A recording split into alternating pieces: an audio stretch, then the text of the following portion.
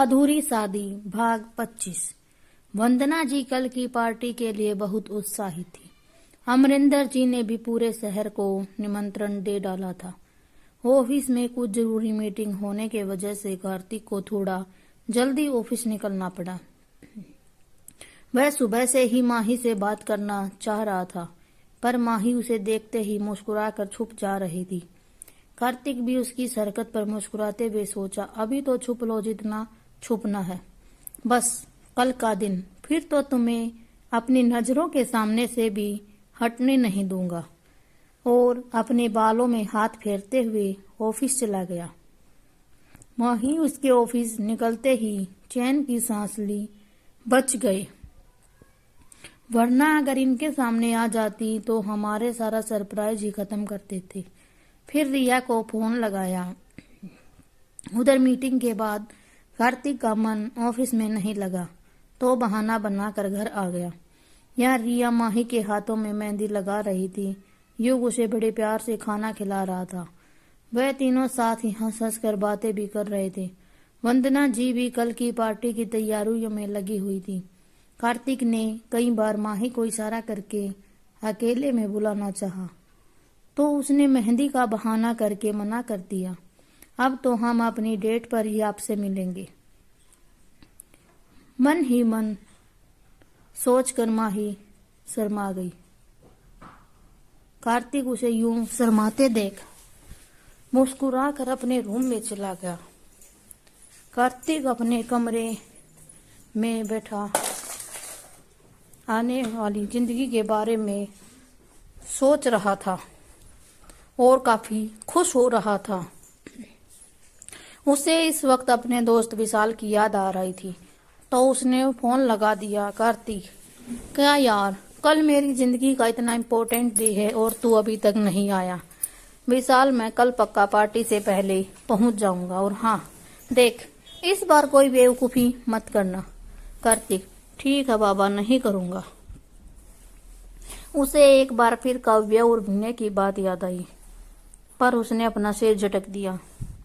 विशाल, चल तू कहता है तो मान लेता हूँ, पर मुझे तेरे गुस्से पर कोई भरोसा नहीं है। तू अपने गुस्से में सही गलत सब भूल जाता है।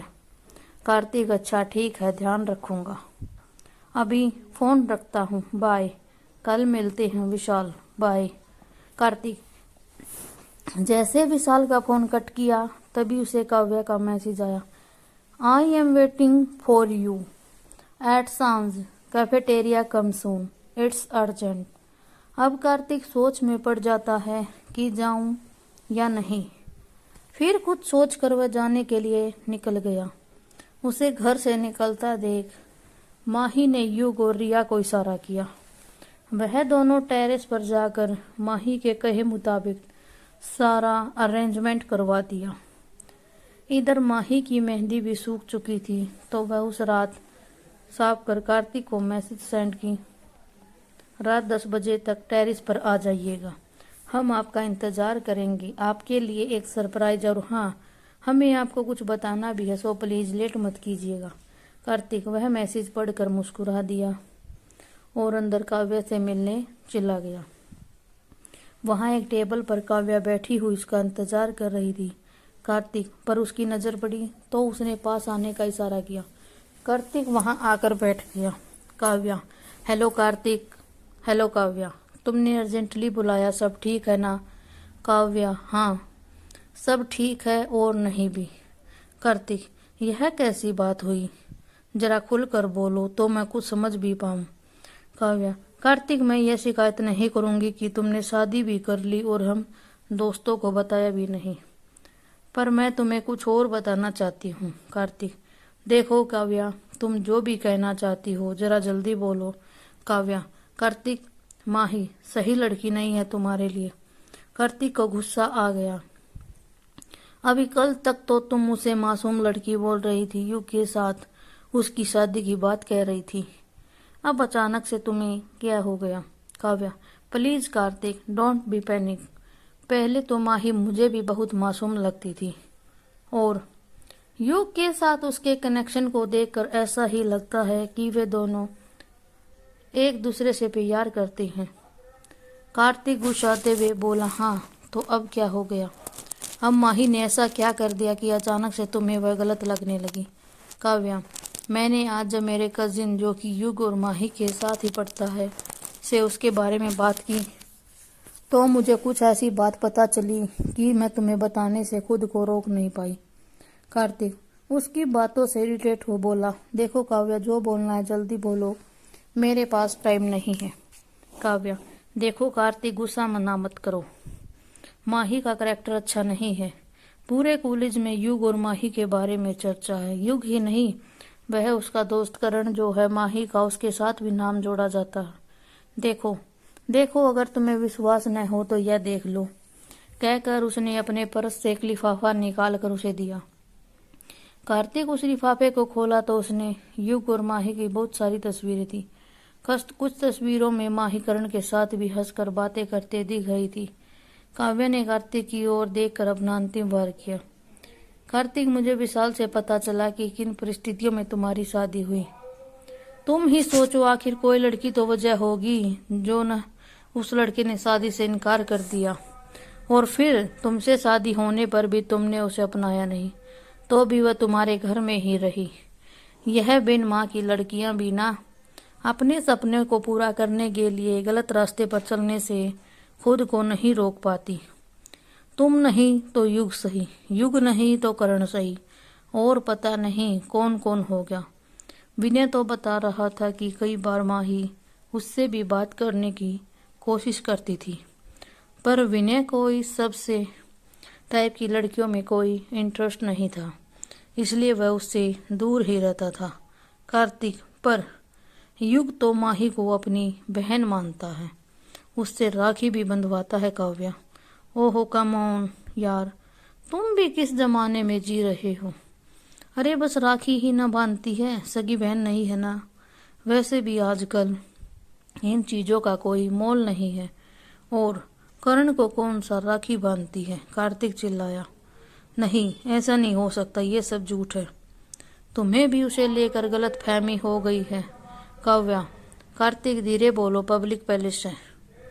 वैसे मैंने तो बस एक दोस्त होने का फर्ज निभाया है और तुम्हें आगाह कर दिया, बाकी का तुम जानो, कहकर वह उठकर वहां से चली गई। बाहर अपनी गाड़ी के पास आकर हंसते हुए खुद से बोली, इतनी आसानी से तुम्हें उस 2 कौड़ी की लड़की का नहीं होने दे सकती हूँ मैं। कार्तिक, तुम्हें तो बस मेरा होना है, बस मेरा। अंदर कार्तिक अभी भी काव्या की दी हुई तस्वीरों में उलझा हुआ था। उसके कानों में काव्या की बातें गूंज रही थी, साथ ही बहुत कुछ नजर भी आ रहा था।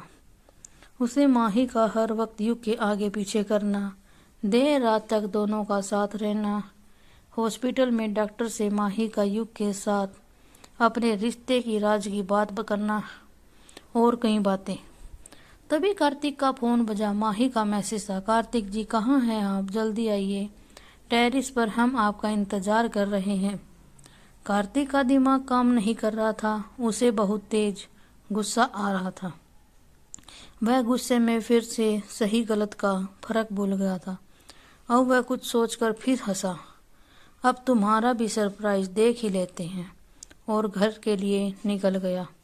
इधर माही वहीं पर्पल कलर वाली साड़ी पहन कर रेडी थी। आज उसने हल्का मेकअप भी किया था। मांग में भरा हुआ सिंदूर, मैचिंग चूड़ी और लाल बिंदी में कुल मिलाकर माही अभी नवविवाहिता लग रही थी। तो मिसेस कार्तिक अपने पति के साथ डेट पर जाने के लिए तैयार हैं आप? आईने में खुद को देखते हुए बोली और खुद ही शर्मा गई। अब टेरिस पर वह कार्तिक का इंतजार कर रही थी, तभी उसे गाड़ी की आवाज सुनाई दी। टेरिस से नीचे झांका तो कार्तिक की गाड़ी दिखाई दी। थोड़ी देर बाद कार्तिक टेरिस पर आया। टेरिस पर झिलमिलाती लाइटों से सजावट की हुई थी। बीच में एक टेबल था, जिसके दोनों ओर एक एक कुर्सी रखी हुई थी। कार्तिक ने टेबल पर आकर देखा तो वहां रेड रोज से सजावट की गई थी, साथ ही उसकी मनपसंद डिशेज रखी हुई थी। वहां आकर मुस्कुराया और चारों ओर नजर दौड़ाया तो साइड में माही उसकी तरफ पीठ किए खड़ी थी। उसने वही साड़ी पहन रखी थी जो वह उसे रोज खरीदा था। कार्तिक मन ही मन बोला, कोई और दिन होता तो अभी तुम्हें गले लगा लेता, पर अब नहीं, क्योंकि अब मैं तुम्हारी सच्चाई जान चुका हूँ। और हंस दिया। उसकी हंसी सुनकर माही पीछे पलटी। अरे आप आ गए, हम कब से आपका वेट कर रहे थे। और कैसा लगा हमारा सरप्राइज। कार्तिक, हाँ बहुत अच्छा है। उसकी धीमी आवाज सुनकर माही चौंक गई। फिर सोचा शायद काम की वजह से थक गए होंगे। धीरे धीरे उसके पास आई, उसके हाथों को पकड़कर उसे कुर्सी पर बैठाते हुए बोली, तो मिस्टर सिंह, आपको हमारे इस डेट पर स्वागत है। फिर थोड़ा रुकते हुए बोली, हम अपनी डेट शुरू करें इससे पहले हम आपसे कुछ कहना चाहते हैं। हम आज आपको अपने और युग के बारे में कुछ बात बताना चाहते हैं जिसका जानना आपके लिए बहुत जरूरी है। कार्तिक पहले उसकी ओर देखा, फिर धीरे से अपना हाथ उसके हाथ से छुड़ाते हुए बोला, हाँ मुझे भी तुम्हें कुछ बताना है, नहीं नहीं दिखाना है, तुम्हारे और युग के बारे में। अच्छा यह बताओ कि तुम युग से प्यार करती हो। माही अचरज भरी नजरों से उसे देखते हुए बोली, यह आप कैसा सवाल कर रहे हैं। आप जानते हैं कि युग और हम बचपन से दोस्त हैं, एक दूसरे को बहुत मानते हैं। फिर इस सवाल का क्या मतलब। कार्तिक, बहुत मतलब है इसका, पहले तुम जवाब दो। माही, हाँ युग हमें बहुत प्यारे हैं, वह हमारे लिए बहुत ही खास हैं, हमारी जान से भी बढ़कर। यह सुनकर कार्तिक के भीतर कुछ टूट सा गया। फिर खुद को संभालते हुए उसने वह लिफाफा उसके सामने रख दिया। फिर तो ये तस्वीरें भी सच ही हैं। थोड़े गुस्से भरी लफ्जों में बोला। माही अब सक पका गई कि अचानक कार्तिक को क्या हो गया है, ये कैसी बातें कर रहे हैं। फिर कांपते हाथों से उसने लिफाफा उठाया। उसमें उसके और युग की तस्वीरें थी। कुछ तस्वीरें उस रात की थी जब बेहोश थी, युग अपनी गोद में उठाए हुए था। कार्तिक जी, यह सब क्या है, ये सब आपको किसने दिया, क्या आपको इन सब के बारे में पता है। माही को लगा कि किसी ने कार्तिक को उस रात के बारे में बता दिया है शायद, इसलिए वे इतने गुस्से में हैं। मैं आपको सब बताने ही वाली थी, डर से अटकते हुए बोली। कार्तिक, यही तो मैं पूछ रहा हूँ कि यह सब तुम ही हो ना, और मुझे कब बताती तुम। माही मन में बोली, लगता है किसी ने कुछ गलत तरीके से इनको सारी बातें बताई हैं। फिर वह कार्तिक से बोली, हाँ यह सब हमारी ही तस्वीरें हैं, पर आप गलत समझ रहे हैं, आपको मैं सब कुछ समझाती हूँ। कार्तिक गुस्से से चिल्लाते हुए बोला, हाँ अब तक तो सब कुछ गलत ही समझ रहा था, पर अब सब कुछ सही समझ नजर आ रहा है। गुस्से में टेबल पलट दिया। माही उसका हाथ पकड़ ली। कार्तिक जी, आप पहले मेरी बात तो सुनिए।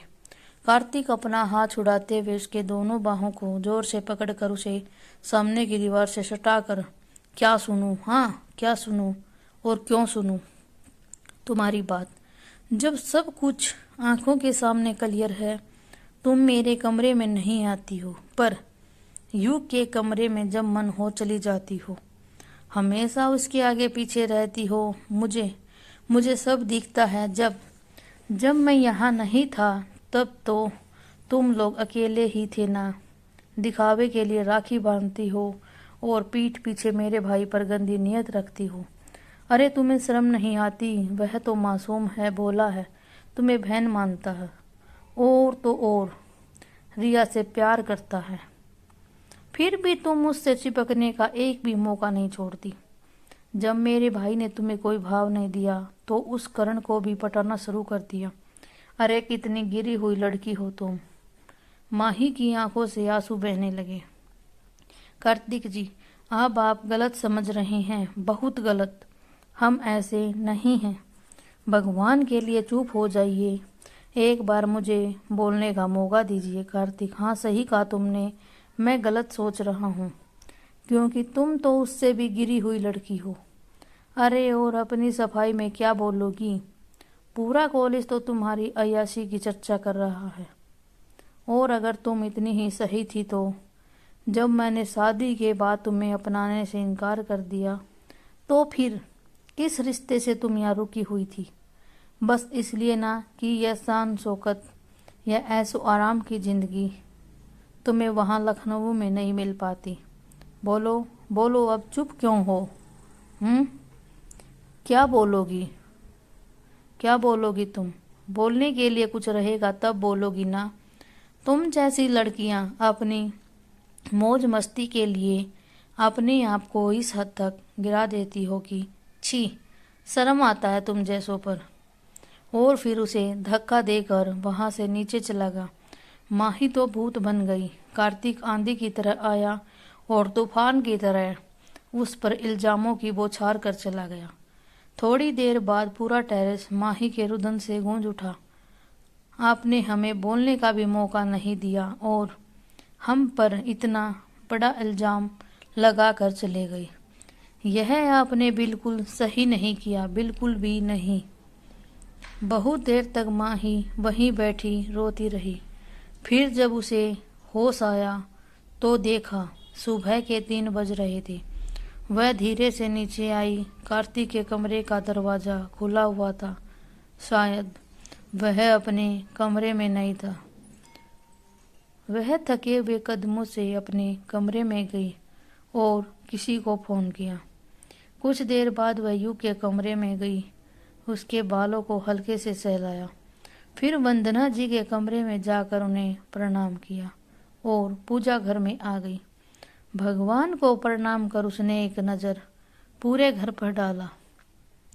फिर अपना छोटा सा बैग जिसमें उसने कुछ जोड़ी कपड़े, अपने डॉक्यूमेंट और युग और कार्तिक की कुछ तस्वीरें रखी थी लेकर वहां से निकल गई एक अनजाने सफर पर। माही कहाँ गायब हो गई? क्या हो गया जब कार्तिक घर में सबको माही और युग के रिलेशन के बारे में बताएगा? क्या है युग और माही का सच? क्या परिवार वालों को इसके बारे में पहले से ही पता था? आगे की कहानी देखने के लिए आपको अगला भाग को देखना पड़ेगा। धन्यवाद। Thanks for watching.